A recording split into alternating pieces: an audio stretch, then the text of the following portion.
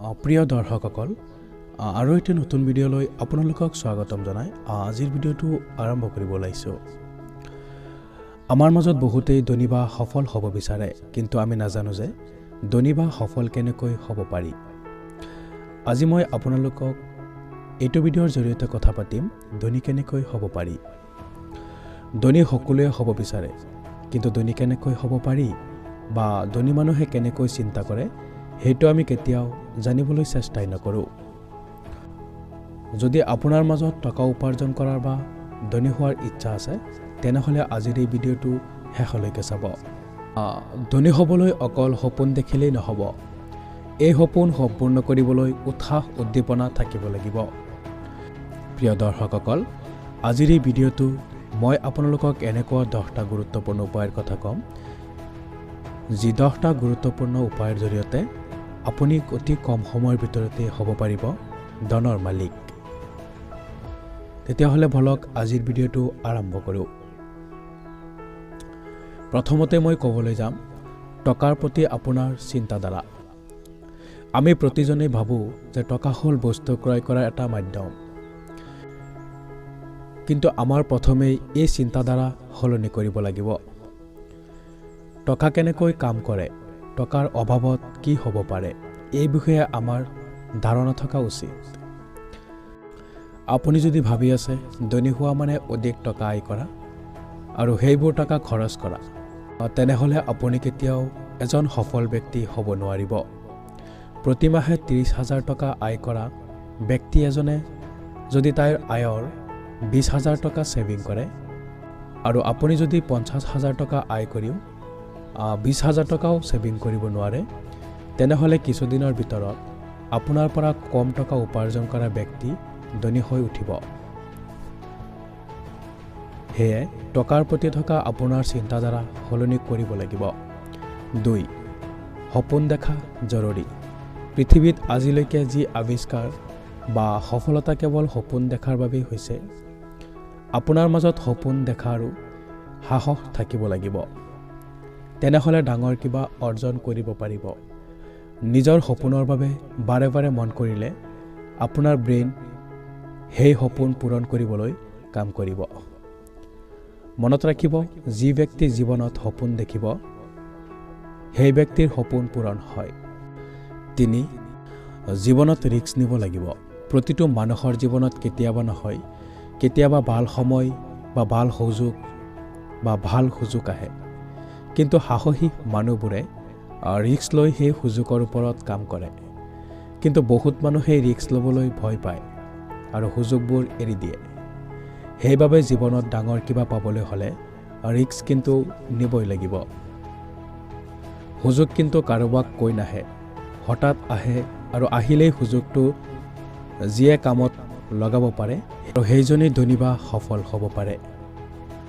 4. নিজৰ ওপৰত বিশ্বাস ৰাখিব লাগিব। কিবা এটা পাবলৈ হ'লে নিজৰ ওপৰত কিন্তু বিশ্বাস ৰখাটো অতি জৰুৰী, কাৰণ বিশ্বাস এনেকুৱা এটা ডাঙৰ বস্তু যি অসম্ভৱ কামকো সম্ভৱ কৰিব পাৰে। যদি নিজৰ ওপৰত বিশ্বাসেই নাথাকে, তেনেহ'লে সহজ কামকো কঠিন লাগিব।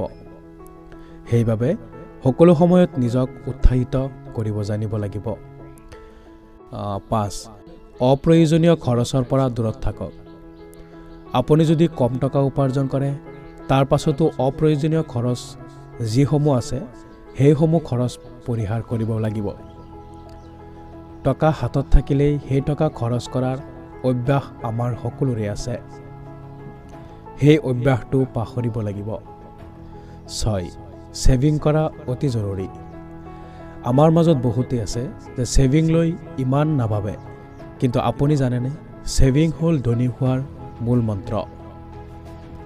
যিমানেই কম বয়সৰ পৰা ছেভিং কৰা আৰম্ভ কৰিব, সিমানেই কম দিনৰ ভিতৰত আপোনাৰ টকা বাঢ়ি যাব।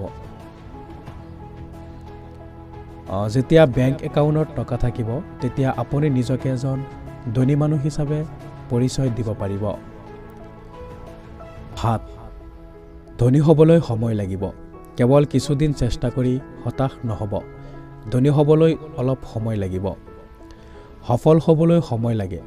মানুহ বছৰৰ পিছত বছৰ চেষ্টা কৰি ধনী বা সফল পায়। সেয়ে কেতিয়াও নাভাবিব যে কেৱল কিছুদিন কাম কৰি ধনী বা সফল হ'ব পাৰিম। আপুনি যি কাম কৰি আছে মনোযোগ সহকাৰে কৰক আৰু নতুন নতুন সুযোগ উলিয়াওক। কেনেকৈ নিজৰ ইনকাম বৃদ্ধি কৰিব পাৰি সেই বিষয়ে চিন্তা কৰক। এতিয়া আমি পৰৱৰ্তী পইণ্টলৈ আগবাঢ়িছোঁ। আৰ্ট। সফল ব্যক্তিসকলৰ জীৱনী পঢ়ক। যেতিয়া আপুনি সফল ব্যক্তিৰ জীৱনী পঢ়িব তেতিয়া আপুনি বহু কথাই জানিব পাৰিব। কেনেকৈ সফল ব্যক্তিসকলে কষ্টৰ মাজেৰে নিজৰ জীৱনক এজন সফল মানুহ হিচাপে গঢ়ি তুলিছে। যেতিয়া তেওঁলোকৰ জীৱন সংগ্ৰামৰ বিষয়ে আপুনি জানিব তেতিয়া আপুনি জানিব পাৰিব সফল হোৱাটো এটা কিমান আনন্দৰ বিষয়। কঠিন হ'লেও যেনেকৈ ধনী মানুহ বা সফল মানুহে নিজৰ সপোন পূৰণ কৰিছে, আপুনি যদি চেষ্টা কৰে আপুনিও এদিন সফল হ'ব পাৰিব। 9. নিজৰ ওপৰত ইনভেষ্ট কৰক। সফলতা পোৱাৰ বাবে জৰুৰী বিষয়টো হ'ল নিজকে মানসিক আৰু শাৰীৰিকভাৱে সুস্থ ৰখা। আপুনি যদি সুস্থই নাথাকে তেনেহ'লে সকলো কাম ভালকৈ কৰিব নোৱাৰিব। আৰু আপুনি যদি সম্পূৰ্ণ সুস্থ থাকে তেনেহ'লে সকলো কাম ভালকৈ কৰিব পাৰিব। কাম কৰাত কোনো অসুবিধা নহ'ব। যদি শাৰীৰিক আৰু মানসিকভাৱে সমস্যা থাকে তেনেহ'লে আপুনি বেলেগ কামবোৰত মনোযোগ দিব নোৱাৰিব। সেইবাবে নিজৰ ওপৰত কিছু সময় ইনভেষ্ট কৰিব লাগিব, যেনে ব্যায়াম বা শৰীৰ চৰ্চা। ইয়াৰ বাহিৰেও আপোনাৰ নিজৰ স্কিলছ, নলেজ আৰু এক্সপিৰিয়েঞ্চ কেনেকৈ বৃদ্ধি কৰিব পাৰে তাৰ বাবেও সময় দিব লাগিব। প্ৰয়োজন হ'লে কিছু টকা খৰচ কৰি হ'লেও নিজৰ স্কিলছ ডেভেলপ কৰিব লাগিব। এতিয়া আমি আগবাঢ়িম আজিৰ এই ভিডিঅ'টোৰ একেবাৰে অন্তিম পইণ্টলৈ। 10. সকলো সময়ত ডাঙৰ চিন্তা কৰক। কিছু ডাঙৰ পাবলৈ হ'লে আপোনাৰ মানসিকতা ডাঙৰ কৰিব লাগিব। সকলো সময়ত ভাল কিবা পোৱাৰ কথা ভাবিব লাগিব। লগতে নিজৰ চিন্তাধাৰা, আশা এইবোৰক ডাঙৰ ৰখাৰ চিন্তা কৰক। কাৰণ আপোনাৰ লক্ষ্য যিমানেই বেছি ডাঙৰ থাকিব সিমানেই আপোনাৰ কৰ্মদক্ষতা বাঢ়ি যাব আৰু ডাঙৰ কিবা পোৱাৰ আশাত আপুনি বেছি কাম কৰিব পাৰিব। গতিকে ভিডিঅ'টো ভাল লাগিলে লাইক কৰিব, কমেণ্ট কৰিব আৰু চেনেলত নতুন হৈ থাকিলে চেনেলটো ছাবস্ক্ৰাইব কৰি কাষতে থকা বেল বটনটো ক্লিক কৰি দিব।